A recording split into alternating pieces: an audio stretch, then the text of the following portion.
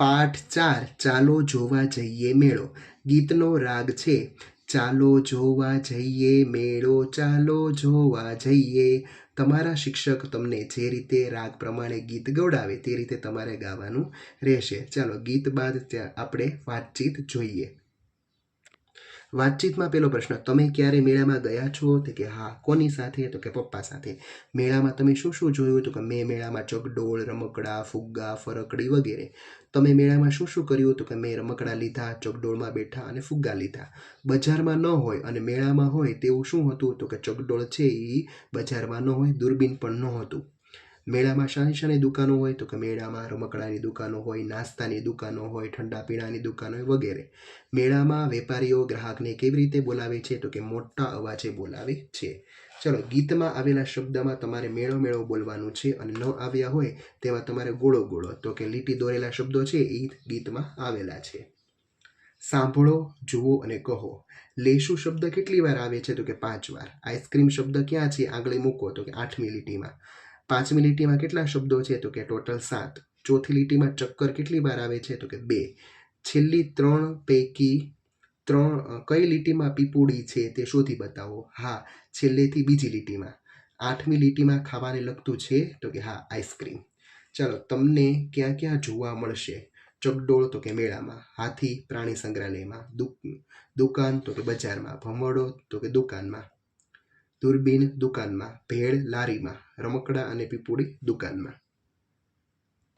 પ્રશ્ન 4માં સરસ મજાનું મેળાનું ચિત્ર આપેલું છે, તેના આધારે પ્રશ્નના જવાબ આપણે જોઈએ. આ ચિત્ર શેનું છે? તો કે મેળાનું. મેળામાં રમકડાની કેટલી દુકાન દેખાય છે? તો કે 2. મેળામાં તમને સૌથી વધારે શું ગમે? તો કે ચકડોળમાં બેસવું. બંગડીવાળા ભાઈ સાથે છોકરી શું વાતો કરતી હશે? તો એમ કહેતી હશે કે આ કેટલાની બંગડી છે. ફુગ્ગા લઈને છોકરો બીજે ક્યાં ક્યાં ફરવા જશે? તો કે બીજે આઈસ્ક્રીમ ખાવા માટે જશે. મેળામાં બીજું શું શું જોવા જેવું છે? તો કે રમકડાની દુકાન કેટલી બધી છે, દડાઓ જોવા મળે છે, નાનું મોટું ચકડોળ જોવાલાયક છે. ચાલો, એના પછી ખૂબ જ સુંદર વાર્તા આપેલી છે, અપ્પુ પહોંચ્યો મેળે.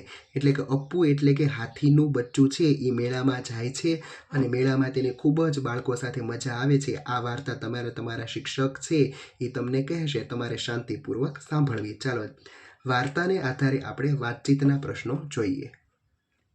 તમને મેળામાં જવું ગમે? તો કે હા. કેમ? ચકડોળમાં બેસવાની ખૂબ મજા પડે માટે. મેળામાં શું શું હોય? તો કે મેળામાં ચકડોળ હોય, રમકડા હોય, ફુગ્ગા હોય વગેરે. મેળામાંથી તમને શું લેવું ગમે? તમને જે લેવું ગમે તે તમારે અહીં લખવાનું. ધારો કે આપણે લખી શકીએ બંદૂક છે, બેનો હોય તો ઢીંગલી પણ લખી શકે. તમને કોની સાથે મેળામાં જવું ગમે? તો કે પપ્પા સાથે. તમે હાથીના બચ્ચાનું શું નામ પાડો? તો અત્યારે અપ્પુ નામ છે તો આપણે છે એ પપ્પુ પાડીશું. હાથીનું બચ્ચું તોફાને ચડ્યું હોય તો શું થાય? તો કે મેળામાં બધું વેરવિખેર કરે.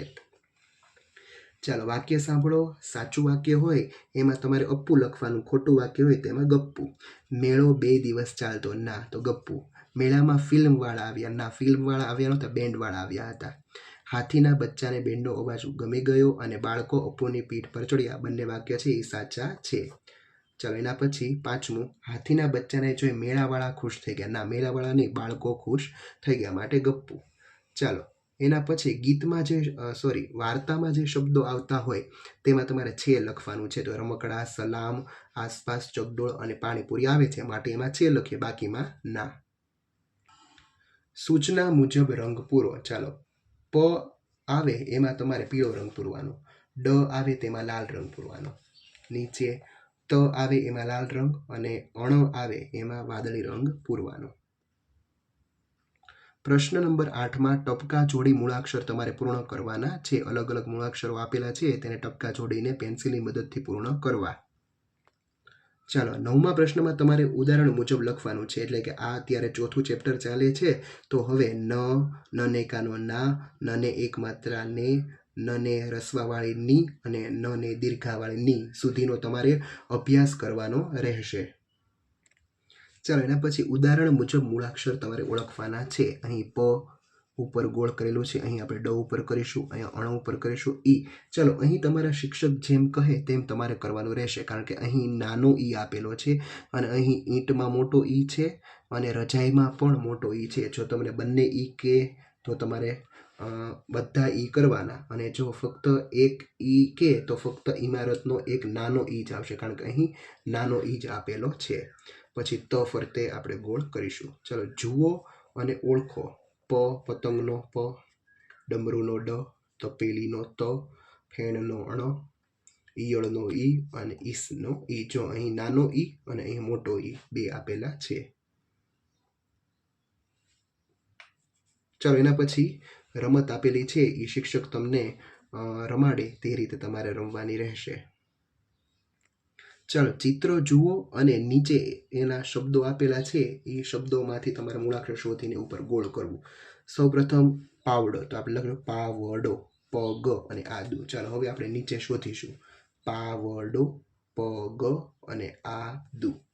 ચાલો, 15મા પ્રશ્નમાં તમારે કાગળની હોડી, વિમાન, કેમેરો, દેડકો, પંખો, ફરકડી બનાવો અને કોણે કેવી રીતે બનાવી તેની ચર્ચા કરવાની છે. અત્યારે છે એ વરસાદ વરસી રહ્યો છે, માટે આપણે કાગળની હોડી બનાવીને પાણીમાં વહાવશું અને તમારા શિક્ષક મિત્ર છે એ જે તમને રીતે કહે તે રીતે તમારે કાગળમાંથી જુદી જુદી વસ્તુઓ બનાવવી. ચલો, 16મા પ્રશ્નમાં રમત. કેટલા રે કેટલા રમત રમવાની. કેટલા રે કેટલા, તમે કયો એટલા. આ રમત તમારે રમવાની રહેશે. 17મા પ્રશ્નમાં શબ્દો આપેલા છે. આ શબ્દોનું અનુલેખન. અનુલેખન એટલે ઇનાય શબ્દ ફરીવાર લખવાના રહેશે. પાપડ, મારા, પછી દાણા, પછી નેતા, મેના, રેતી, સાડી, વાણી, પાણી અને બકરી. ચાલો, એના પછી 18મો પ્રશ્ન આપેલો છે. મોટેથી વાંચો અને અનુલેખન કરો. એ પેલું આપેલું છે ગણતરી કરી અને પછી સારા અક્ષરે સામેની આપેલી જગ્યામાં લખવાનું રહેશે. પછી આપેલું છે છરી આપે, પછી કીડી આવી, બીક લાગી અને બિલાડી ગઈ. ચાલો, એના પછી તો 19મા પ્રશ્નમાં તમારે મોટેથી વાંચવાનું છે. બિલાડી આવી, મજાની બિલાડી આવી, મજાની બિલાડી આવી દોડતી. ચાલો, બીજું પર જોડકનું આપેલું છે ગીત. ગીતા ગીત ગા, ગીતા સરસ ગીત ગા. ચાલો, અહીં તમારું આ ચેપ્ટર પૂરું થાય છે. Thank you.